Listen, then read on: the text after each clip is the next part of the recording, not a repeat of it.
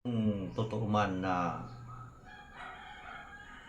dumating yung marami daw dumating na mga sundalo dito sa Cagayan de Oro City at saka doon sa Luzon. Yung mga balita-balita, mga brother, gawa nitong gira ng Iran ngayon at US at Israel. Malamang, brother, masali tayo dito sa gira na ito ngayon. Ito ang kinatakutan ko, mga brother, kung kasali tayo sa gira sa mga yan, kasi ang Iran talaga ay ang kanilang tinitira ay ang mga bisis ng mga Amerikano, kung saan bansa nila nakalagay ang mga bisis ng Amerikano. Yan ang nakakatakot, mga brother. Sali tayo sa Pilipinas na wala tayong panangga. Tingnan mo lang ng silangan, mga brother, at yung mga base ng Amerikano doon pinagbubumba na ng Iran, na pati dito tayo ay madali sa mga galit ng Iranian, mga brother.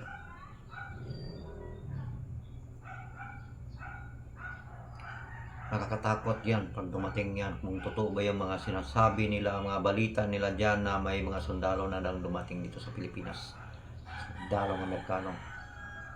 Kung totoo man yan, mga brother, 100% gulo itong bansa natin.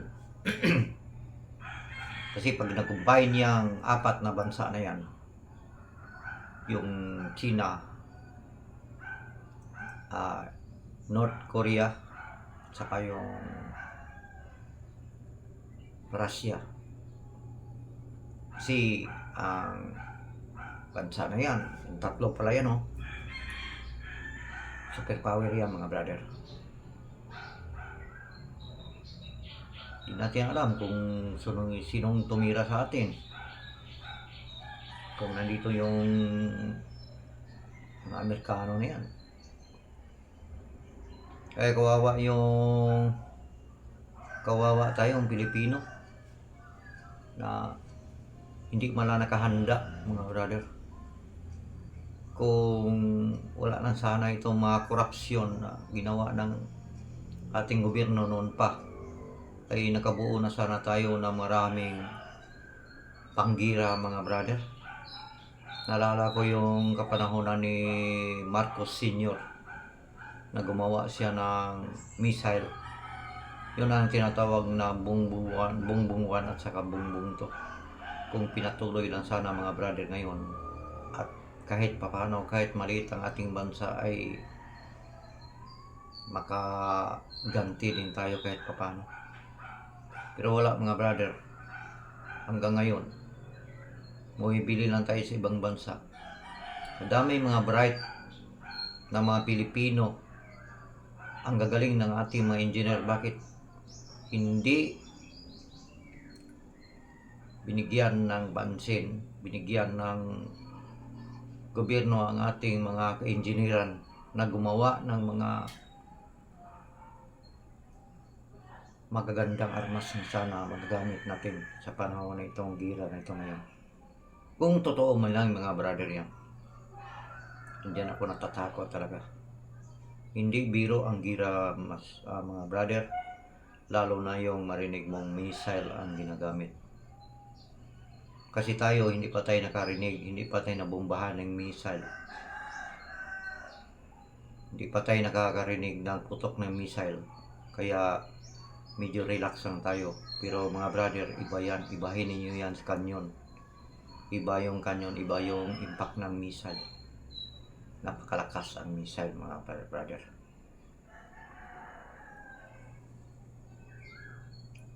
Yung layo ng Iran sa Pilipinas, kayang abutin ng kanilang supersonic missile na ginagawa.